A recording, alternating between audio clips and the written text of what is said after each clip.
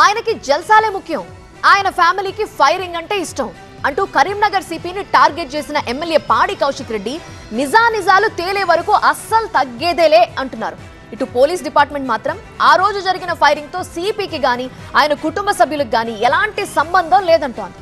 దీంతో అసలు ఏం జరిగింది, రోజులు గడుస్తున్నా కౌశిక్ రెడ్డి తగ్గకపోవటానికి కారణాలేంటి, అసలు బుల్లెట్ తగిలిన వృద్ధురాలు ఏమంటోంది, ఇప్పుడు ఇవే అంశాలు చర్చకు దారితీశాయి.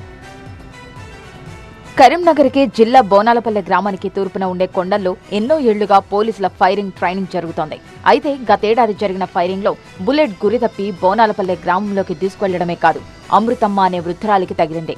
మరికొన్ని బుల్లెట్లు ఇళ్లపైకి దూసుకెళ్లాయి. అయితే ఈ ఫైరింగ్ చేసింది ఎవరో కాదు, సిపి ఆలం గౌస్ భార్య, ఆమె స్నేహితులని గత కొన్ని రోజులుగా తీవ్ర ఆరోపణలు చేస్తూ వస్తున్నారు ఎమ్మెల్యే పాడి కౌశిక్ రెడ్డి. సరదాల కోసం అమాయకులపై ఫైరింగ్ చేస్తారా అంటూ విరుచుకుపడుతున్నారు. అయితే కౌశిక్ రెడ్డికి కౌంటర్ గా లెటర్ రిలీజ్ చేసిన కరీంనగర్ పోలీసులు ఫైరింగ్ జరిగిన రోజు సిపి లీవ్ లో ఉన్నట్టు తెలిపింది. అయినప్పటికీ కౌశిక్ రెడ్డి తగ్గేదేలే అంటున్నారు. విచారణ జరగాల్సిందే, నిజానిజాలు తేల్చాల్సిందే అనడం ఇప్పుడు రచ్చలేపుతోంది. అంత ఆగా మేఘాల మీద లెటర్ రిలీజ్ చేసి ఏదో నువ్వు లీవ్లు ఉన్నట్టు నువ్వు చెప్తున్నావు కదా, ఆ లీవ్ లెటర్ కూడా రిలీజ్ చేసినప్పుడు ఈ లెటర్లా మీరు లీవ్ లెటర్లా పెన్నుతోని ఎందుకు రాసిర్రు డేటు అని నేను అడుగుతా ఉన్నాను.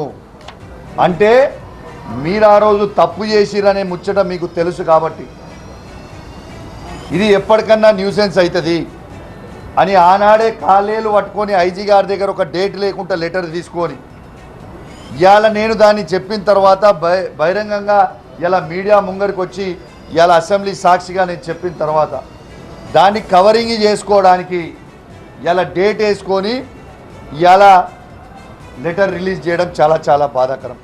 అంతేకాదు, నిజానిజాలు తేలే వరకు సిపిపై చర్యలు తీసుకునే వరకు విశ్రమించే ప్రసక్తే లేదంటున్నారు ఎమ్మెల్యే కౌశిక్ రెడ్డి. నేను మీకు చెప్పిన ఆల్రెడీ, మీరు యాక్షన్ తీసుకోకపోతే మాత్రం 30th తర్వాత మాత్రం అసెంబ్లీ 30th వరకు ఉంది, ఆ రోజు లోపల మీరు తీసుకోకపోతే మాత్రం ఇంకేమన్నా బయటికి వచ్చిందంటే మాత్రం నేనైతే బాధ్యుని కాదు. మళ్ళా ఐపీఎస్లు ఐఏఎస్లు నా మీద ఏడవద్దు. ఫైరింగ్ లో గాయపడ్డ అమృతమ్మ కూడా స్పందించారు. బుల్లెట్ తగిలి గాయపడింది నిజమేనని, కానీ ఎవరు కాల్చారో తెలియదన్నారు ఆమె. బుల్లెట్ గాయంతో తీవ్ర ఇబ్బందులు పడుతున్నట్టు తెలిపారు. పోలీసులు వచ్చారమ్మా, మీకు తూట తగిలింది కదా, వచ్చినాక పోలీసులు వచ్చి మీరు 2 రోజుల పాటు హాస్పిటల్లో ఉన్నారు. ఏం రోజులెక్కదయ్యా, ఆడ ఒక్కటే గోలు ఇచ్చి ఒకటే సూచించి పోమన్నాడు. ఆయనకి వచ్చినాం, ప్రైవేట్గా తెచ్చుకుంటున్నాం. కూర్చుంటలే కదా, లేచే కూర్చుంటారు, నడవరాదు. బోనాలపల్లె గ్రామస్తులు కూడా బుల్లెట్లు దూసుకొస్తున్నది వాస్తవమేనంటున్నారు. పచ్చటి కొండ రోజు రోజుకు అంతరించిపోతోందని, గ్రానైట్ తవ్వకాలు సైతం జరుగుతుండటంతో కొండ కరిగి బుల్లెట్ గ్రామంలోకి వస్తున్నాయని ఆవేదన వ్యక్తం చేస్తున్నారు. గ్రౌండ్ లెవెల్లో అదీ పరిస్థితి. ఇక ఈ మొత్తం ఎపిసోడ్లో ఫైరింగ్ జరిగింది నిజమే, బుల్లెట్ తగిలింది కూడా వాస్తవమే. అయితే Kaushik Reddy CP wife and friends పనినని ఆరోపిస్తుంటే, అటు పోలీస్ డిపార్ట్మెంట్ మాత్రం సిపికి ఆయన ఫ్యామిలీకి ఎలాంటి సంబంధం లేదని ప్రకటన కూడా చేసింది.